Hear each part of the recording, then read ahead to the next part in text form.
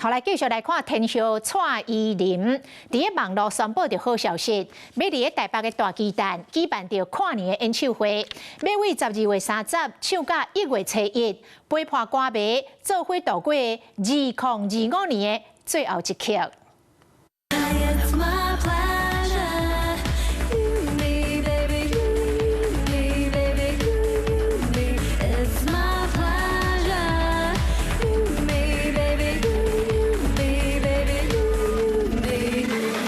蔡依林一放出这个消息，是直接伫个网络顶引起着轰动。歌迷讲，天后总算是要攻入去大巨蛋咯。嘛有网友讲，才唱3场尔，伤少啊，真惊抢无票。嘛有网友甲主办单位喊声，讲一定要使用实名制，阻挡着黄牛，互真正的歌迷来进场，甲石林做伙来跨年。